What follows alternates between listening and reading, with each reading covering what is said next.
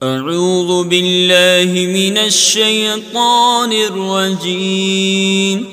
بسم اللہ الرحمن الرحیم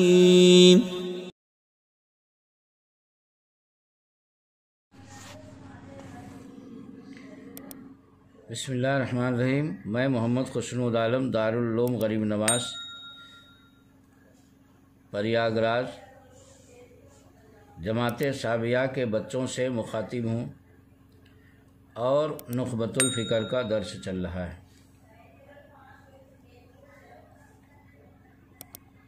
وَاعْتَنَا بِتَصَانِیفِ الْخَطِیبِ الْمُتَفَرِّقَةِ فَجَمَعَ شِتَاتَ مَقَاصِدِهَا وَضَمَّ إِلَیْهَا مِنْ غَیْرِهَا نُخَبَ فَوَائِدِهَا فَاجْتَمَعَ فِی کِتَابِهِ مَا تَفَرَّقَ فِی غَیْرِهِ وَلِہَذَا أَکَفَ النَّاسُ عَلَیْهِ وَسَارُوا لِسَیْرِهِ فَلَا یُحْصَى کَمْ نَاظِمٍ لَهُ وَمُخْتَصِرٍ وَمُسْتَدْرِکٍ عَلَیْهِ وَمُخْتَصِرٍ وَمُعَارِضٍ لَهُ وَمُنْتَصِرٍ۔ یعنی فقی تقی الدین نے جمع کیا اپنی مشہور کتاب مقدمہ ابن الصلاح کو اس وقت جبکہ مدرسہ اشرفیہ میں درس حدیث کا منصب آپ کے سپرد کیا گیا تھا، بس آپ نے اس کے فنون کو مہذب فرمایا، اس کو تھوڑا تھوڑا املا فرمایا، اس لیے ان کی ترتیب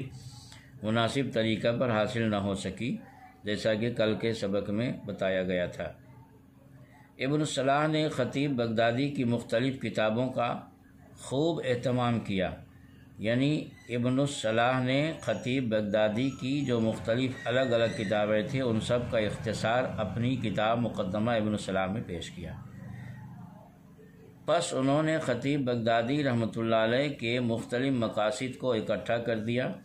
اور اس کے ساتھ دیگر چنیدہ فوائد کو ضم کیا۔ پس ابن الصلاح کی کتاب میں وہ چیزیں مجتمع ہو گئیں جو دوسری کتابوں میں متفرق تھیں۔ اسی وجہ سے لوگ یعنی محدثین اسی پر رک گئے اور صاحب مقدمہ ابن الصلاح کے طریقے پر چلنے لگے، اور شمار نہیں کیا جا سکتا کہ کتنے لوگ اس کتاب کے نظم کرنے والے ہیں اور کتنے اختصار کرنے والے، اور کتنے لوگ استدراک کرنے والے، اور کتنے اختصار کرنے والے، اور کتنے اعتراض کرنے والے، اور کتنے لوگ مدد کرنے والے ہیں۔ یہاں پر کچھ الفاظ ایسے ہیں جن کی وضاحت ضروری ہے۔ ایک لفظ یہاں پر عبارت میں ناظم ہے، یہاں پر ناظم سے مراد یہ ہے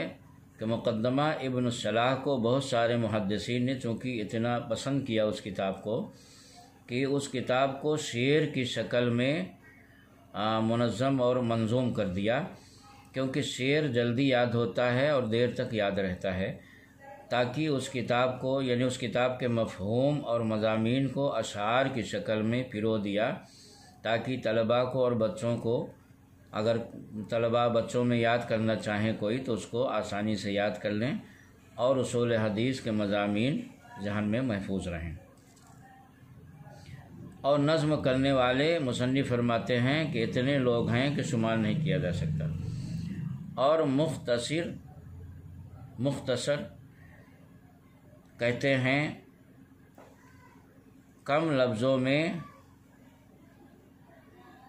تمام مقصود کو ادا کر دینا، کم لفظوں میں تمام مقصود کو ادا کر دینے کو مختصر بولتے ہیں۔ مستدرک کا لفظ یہاں پر ہے، مستدرک کا مطلب ہے چھوٹی ہوئی چیز کا اضافہ کرنا، چھوٹی ہوئی چیز کا، یعنی کسی مصنف کے کتاب پر زید نے جو ہے تو استدراک کیا جب بولتے ہیں کہ یہ ان کی اپنی مستقل کتاب نہیں بلکہ انہوں نے فلاں کی کتاب پر استدراک کیا ہے، تو اس کا مطلب یہ ہوتا ہے کہ فلاں کی کتاب میں جو مفید چیزیں کچھ رہ گئی تھیں اس کا انہوں نے اضافہ کر کے اور اس کتاب کو مکمل کر دیا ہے، تو اس کو استدراک بولتے ہیں۔ اور مختصر یعنی قاف، بڑی کاف اور تا اور صاد، مختصر، تو مختصر کا مطلب یہ ہے کہ کوئی کتاب بہت لمبی چوڑی ہے تو اس کا مختصر اور خلاصہ کرنے کو مختصر بولتے ہیں۔ اور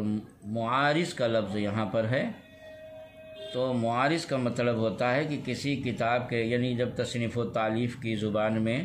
اور میدان میں معارض کا لفظ بولا جاتا ہے تو اس کا مطلب ہوتا ہے کسی کتاب کے الفاظ و معنی اور ترتیب ابواب وغیرہ پر اعتراض کرنا۔ تو کسی کتاب کے الفاظ یا معنی یا ترتیب ابواب وغیرہ میں اگر کچھ کمی ہے تو اس کمی پر جو اعتراض کرتا ہے اس اعتراض کرنے والے کو معارض بولتے ہیں۔ اور منتصر کا مطلب ہوتا ہے کسی چیز پر وارد شدہ اعتراض کا جواب دینا۔ انتصار، تو انتصار کا مطلب ہے کہ کسی کتاب پر کسی نے مان لیجیے جو ہے تو اس میں کمی نہیں ہے، پھر بھی کمی سمجھا اس نے اور اعتراض کر دیا تو وہ معارض ہوا، یعنی اعتراض کرنے والا۔ تو پھر اس اعتراض کا جو ازالہ کرتا ہے اور صحیح بات سمجھاتا ہے، اس کتاب کی حمایت میں جو جواب دیتا ہے تو اس کو انتصار بولتے ہیں۔ جواب دینے والے کو منتصر اور اس جواب کو منتصر۔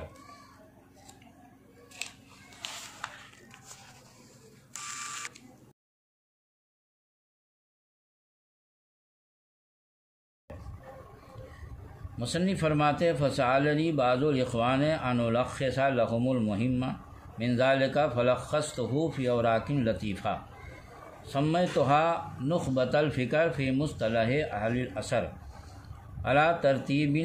ابتکرته وسبیل انتہجته ما ضممت الیہ من سوارد الفرائض وزوائد الفوائد فرغب الیہ ثانیا ان اضح علیہ شرحا یحل رموزها ویفتح کنوزها ویوضح ما خفی علی المبتدی من ذلک۔ یعنی پس بعض بھائیوں نے مجھ سے خواہش ظاہر کی کہ میں ان لوگوں کے لیے اس کے یعنی مقدمہ ابن صلاح کے اہم مقاصد کا خلاصہ کر دوں۔ پس میں نے چند اوراق میں اس کی تلخیص کر دی اور اس کا نام نخبۃ الفکر فی مصطلح اہل الاثر رکھا، اور یہ تلخیص ایسی ترتیب پر ہے جس کو میں نے ایجاد کیا ہے اور ایسے طریقے پر ہے جس کو میں نے ظاہر کیا، اس کے ساتھ دور رہنے والے موتیوں اور مزید فائدہ مند چیزوں کو شامل کیا۔ پھر دوبارہ میری طرف راغب ہوئے، یعنی ہمارے بعض بھائی جنہوں نے کتاب لکھنے کے لیے کہا تھا وہ دوبارہ ہم پر راغب ہوئے ہماری طرف کہ میں اس کی ایسی شرح لکھوں جو اس کی باریکیوں کو حل کر دے اور اس کے مخفی خزانوں کو کھول دے اور روشن کر دے، ان باتوں کو جو ابتدائی طلباء پر پوشیدہ رہا کرتی ہیں۔ یہ ترجمہ ہوا۔ یہاں پر ایک سوال یہ ہے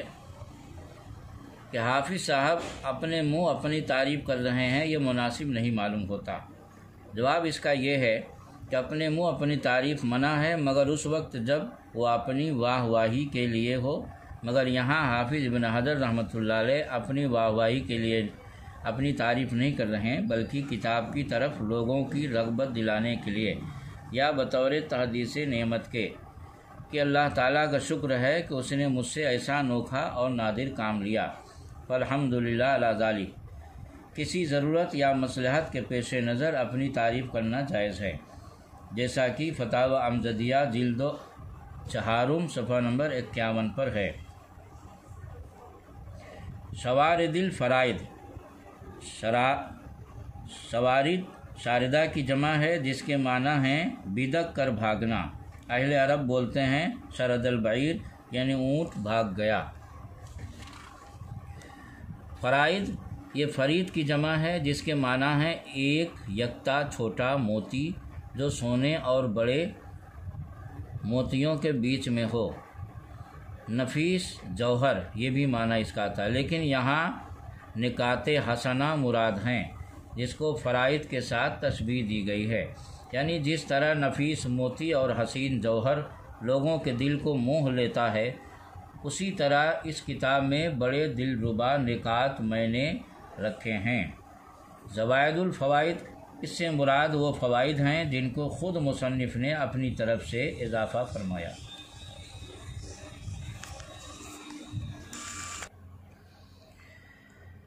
مصنف نے فرمایا کہ فاجبت ہوئے الی سوال ہی رجال اندراج فی تلک المسالک فبالغت فی شرحہا فی الایضاح والتوجیہ ونبہت خبایا زوایاہا لأن صاحب البیت ادرا بما فیہ فظہر لی ان ارادہ علی صورت البسط علیق ودمجہا ضمن توضیحہا اوفق فسلکت هذه الطریقۃ القلیلۃ السالک فاقول طالبا من اللہ التوفیق فیما ہنالک، یعنی پس میں نے ان کی التماس کو قبول کر لیا، یعنی جنہوں نے کہا تھا کہ اس متن پر ایک شرح بھی آپ لکھیں دوبارہ، تو میں نے ان کی التماس کو قبول کر لیا اس امید پر کہ میں بھی ان کے طرق یعنی اصول حدیث کے مصنفین کے طریقوں میں شامل ہو جاؤں۔ بس میں نے نخبہ کی شرح میں توضیح و توجیہ کرنے میں مبالغہ کیا اور میں نے متنبع کیا اس کے پوشیدہ گوشوں پر، اس لیے کہ گھر کے حالات سے صاحب خانہ زیادہ واقف ہوتا ہے۔ بس مجھ پر یہ بات واضح ہوئی کہ اس کی شرح کو بطور تفصیل لانا ہی زیادہ لائق ہے، چنانچہ میں نے ایسا راستہ اختیار کیا جس پر چلنے والے کم ہیں۔ بس میں اللہ تعالیٰ سے توفیق طلب کرتے ہوئے کہتا ہوں اس کے بارے میں جو وہاں ہے۔ مسالک یہ مسلک کی جمع ہے، مراد یہاں پر اصول حدیث کے مصنفین کا راستہ ہے، یعنی اصول حدیث کے مصنفین کے طریق میں دخول کی امید پر، تاکہ ثنائے دنیا و جزائے عقبیٰ کا حصول ہو، یا یہ کہ کتب ائمہ محققین کی طرح یہ بھی نفع بخش ہو جائے۔ فبالغتو میں فا تعقیبیہ ہے، یعنی متن سے فارغ ہونے کے بعد ان کے الفاظ کی وضاحت اور معنی کی توجیہ میں مبالغہ کیا، یعنی خوب وضاحت کی۔ خبایا لفظ خبایا خبیتن کی جمع ہے جس کے معنی پوشیدہ کے ہیں۔ زوایا لفظ زوایا جمع زاویہ کی ہے جو گوشہ کے معنی میں ہے، لیکن یہاں پر مجازاً مخفی نکات مراد ہیں۔ دمجہا یہ ارادہ پر معطوف ہے اور منصوب ہے، اور اس کی ضمیر کا مرجع نخبہ کا متن ہے۔ دمجن کے لفظی معنی ہے ملانا، مخلوط کرنا، یعنی متن و شرح کو اس ڈھنگ سے مرتب کیا گیا کہ دونوں میں امتیاز باقی نہ رہا۔ فیما ہنالک اس کی وضع مشار الیہ بعید کے لیے ہے، حالانکہ اس کا مشار الیہ یہاں پر متن ہے جو قریب ہے۔ یہ سوال ہے، اس عبارت پر یہ اعتراض ہے۔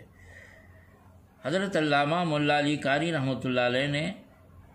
شرح الشرح میں اس اعتراض کے چند جوابات نقل کیے ہیں۔ ایک یہ کہ یہاں پر قریب کے لیے بعید کا لفظ استعمال کیا گیا، اس میں اشارہ یہ رعایت سجا کے لیے ہے، اس لیے کہ اس سے پہلے مسالک کا استعمال ہوا ہے جس کے وزن پر ہنالک ہے، نہ کہ ہاں ہونا۔ دوسرا جواب یہ کہ یا تو مشار الیہ بعد ہے، جس کا مطلب یہ ہوگا کہ شرح لکھنے کا زمانہ متن کے بہت بعد میں ہے۔ تیسرا جواب مولا علی قاری رحمۃ اللہ علیہ نے یہ دیا ہے کہ انسب یہ ہے کہ متن و شرح دونوں کو مشار الیہ ٹھہرایا جائے۔